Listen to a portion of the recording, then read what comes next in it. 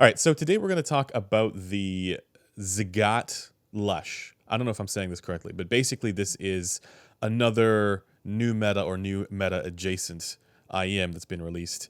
And it has a number of folks talking because it is a slightly different take. But I have with me here listener to talk about this product, and we actually disagree. And so that's what today's video is going to be all about. Let's get into it.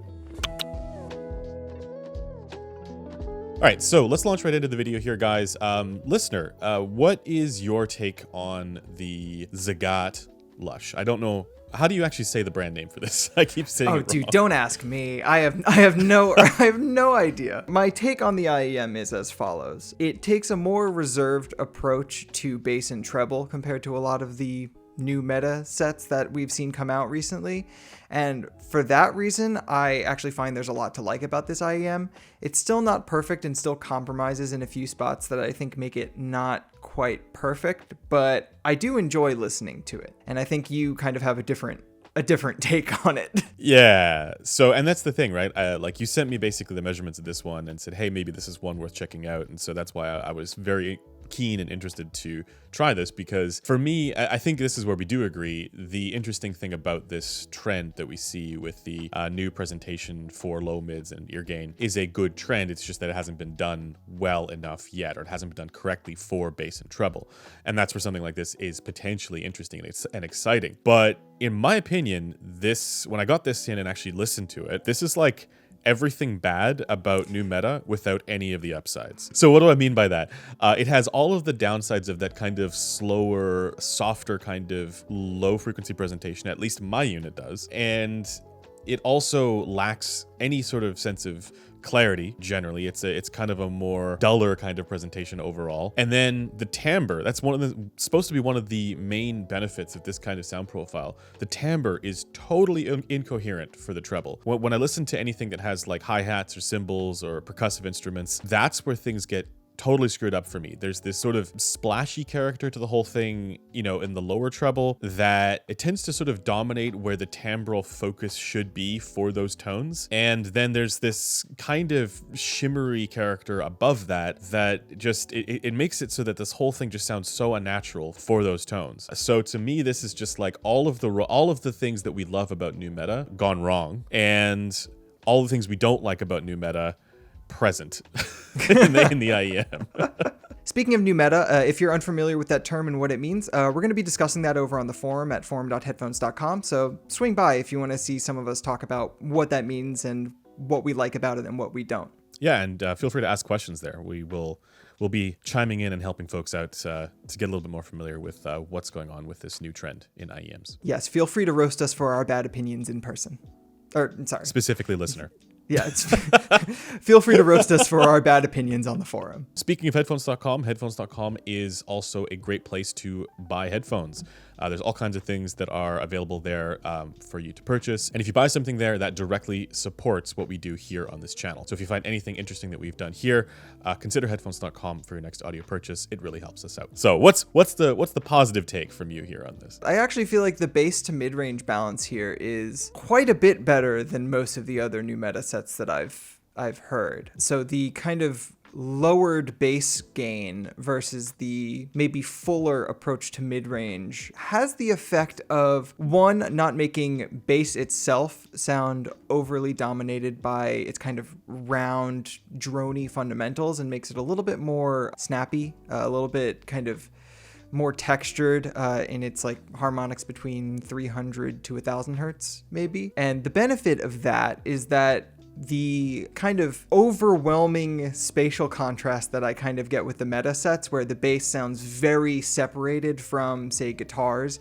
even if they're playing the same melodic line, it sounds a lot more coherent to me with this IEM, and they sound more put together with the rest of the mix. So the bass and the rest of the mix sound more coherent. I think in terms of the downsides, we might actually agree, at least on the treble being not perfect. I think it's a good deal better for me than for you, because for me, I get a much deeper insert than you probably do. So that kind of upper mid-range dip around 3K into big peak around 5-6K into dip in the mid treble is much less dramatic for me than it probably is for you. Like, you probably get a very big peak at 6K and then a very big dip around like 9 to 10K. Yeah. Whereas I don't really get either of those features. So it's a little bit smoother for me. And I find the upper treble to be pretty relaxed on this set, such that the kind of overwhelming shimmer I got on, sets like the Meta or the KE4 or the Mega 5 EST, I don't really get at all with the Lush. I just get a little bit of like crunchiness instead. To me, it's the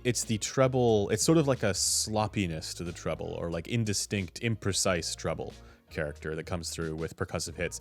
But I also just realized that like there's two reasons why we probably disagree on this product. One is we are literally hearing it differently because of insert depth, but also HRTF differences, right? Sure. Like, your brain is going to expect is different from mine because our ears are different. But also, we are scoring specifically for different things based on where our attention is focused. For me, it's on how good or bad percussive tones sound. And for you, I think it's how good or bad bass guitar and guitar tones sound. I mean, I care a lot about drums too, but I think the fact that the kind of low treble isn't as boosted is probably a big difference maker there. Like, they sound a little bit crispy and sandy for me, but not crazily so. When you say low treble, you mean like 4K? I mean like 5 to 8K, kind of. Yeah, like 4 to 8K, somewhere in that neighborhood. Oh, for you, it isn't as boosted. No, because my insert depth is actually like, I'm getting a length mode at around 7.5K, which is like higher than the 5128 measurements are. Yeah, that's kind of where you would want it on this based on that. Yeah, it's quite a bit smoother for me than I think it is for you because of that. But I think the takeaway here, the interesting thing, is we're able to kind of quantify the reasons why we like or don't like something, like the areas where we're going to hear things differently. And where I think this can go, where we can take this forward generally, is to recognize that these are some of the reasons why people may have differences of opinion on the same product, and might literally just, they hear it differently, but they also are focused on different things. And so this is one of the core problems to, discussions about audio products generally. For sure. And something where, like, even though like we agree conceptually on where the direction should go for these types of products, but in its execution, we're still able to find some fairly fundamental and core disagreement. Yeah, I will say that there's one thing about this product that I think might make it a little easier to reconcile those differences, maybe not between people, but for an individual, is I find it's actually quite amenable to tip rolling. I found that the bore size of the tips I used had a pretty big effect on where the upper treble peak ended up being in terms of frequency. So the stock tips are fairly narrow in their bore size, kind of like an AT07. And I went up to a tip with a slightly larger bore size, the Divinus Velvet tips, and found that that peak got shifted up in frequency a bit. And then I went up in bore size one more time to the coffee tips that I like and you hate, and it pushed the peak up in frequency even more. So I think for people who are finding the treble in particular to not quite be a great fit for them, there is actually some opportunity for customization and personalization just by using tips with this one. And what I like about that is that regardless of which one you choose, the upper treble never goes crazy. Like, it just kind of shifts the peak location without really shifting the magnitude all that much. So for people who have this set and maybe aren't finding the treble to their liking, I would say try playing with different tips. If you want, maybe more in the 10 kilohertz, 11 kilohertz region, try a narrower bore, like a Final E tip. And then if you want something maybe with a little less in this region and a little bit more upper treble, go for something with a wider bore tip, like the Divinus Velvet Wide or the coffee tips, like I mentioned. Do you have any products that you would compare this against that are also worth considering? I mean, I compared it to the KE4, and I actually did find I preferred it to the KE4 because it has less bass and less treble. Wild. Yeah, no, I mean, I can understand why you would think that. But again, yeah, I just find the treble is not as much a problem for me as it is for you. And because of that, I get to kind of reap the benefits of the lower bass magnitude and kind of the overall speed and lack of slowness that brings to the presentation. I compared it to the Volume S as well, and I found that the Volume S is definitely more intense and textured and has kind of an effect of bringing a lot of overtones like forward and kind of in your face. What I like about the Lush is that it has that in kind of the center mid-range around 800 to 1000 hertz, But in that 1 to 2 kilohertz region, it really doesn't. So you get a slight bit of forwardness on kind of like the throatiness of bass guitar, but you don't get a ton of forwardness on electric guitar, which makes things separated a little bit unnaturally so, but not crazily bad or anything like that. I will say the Lush is probably the one I would say is more versatile versus the Volume S, because the Volume S I think is likely to be kind of shouty for some people.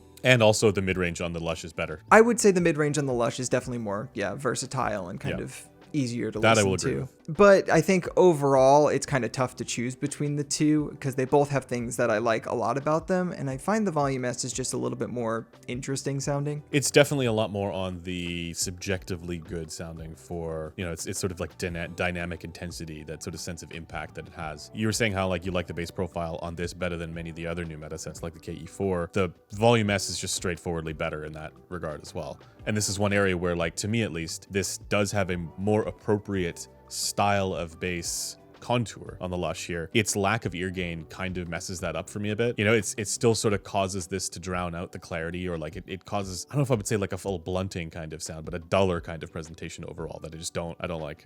It definitely has a little bit of that going for it. Like it's definitely a slightly muffled, slightly kind of cloudy presentation. And I don't know, like when I'm listening to it, I get the sense that like if I just knocked the bass down like 1 decibel, like it'd be there for me. But it is still just a little bit cloudy, I think, because of the upper mid-range recession you mentioned. Yeah. For the nerds, it's all about the relationship between bass and ear gain, and this is one where it's closer. I will grant that it's closer to something solid, but in the wrong direction for me, or on the wrong side of that relationship for me. What else should we talk about with this? The ergonomics, how do you feel about that? They're fine. Feels reasonably comfortable. Yeah, I found the shell to be totally fine. Like a lot of the, KE4, a lot of the kind of smaller The Audio sets. I found it pretty no nubbin much on the fine. back. Yeah, I will say it's a little bit less molded feeling like in my ear. Like there's just a little bit of cantankerousness that like it's not a perfect fit for me. There's a good new audiophile term, cantankerousness. It does kind of jut out just a little bit, but the kind of the tips I use on this are the coffee tips, and they are a little bit shorter, and they kind of helped nestle it more into my ear, which was nice. The nozzle is a little bit on the large side still. It's a little chunky, yeah. But I don't really have too many complaints about the ergonomics and everything else. So I think that's basically all that we have to say about the Lush. However, you are going to be writing an article on this as it relates to the rest of sort of the new meta sets that are out there, including things like the Crin Ear meta and maybe something like the Megafest. That article is going to be posted up on headphones.com, and this is also the place where all of our review articles get published, and it's also where we post all kinds of educational and informational material. So if you're wondering what the trend in IEMs is, there's also a very comprehensive article that we will link to in the description that's up on headphones.com as well. So that basically does it for everything that we have to say about the ZiiGaat Lush.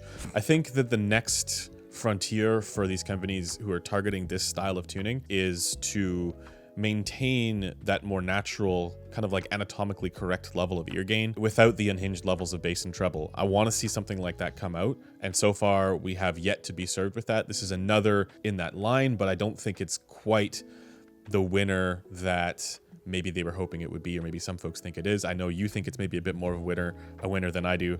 This is just straight up a loser for me. Yeah, and like I think that's largely just due to your anatomy, unfortunately. Like you don't really get to reap the rewards that this has to offer, and I do, it's due to your anatomy. Your anatomy is the reason why you like it.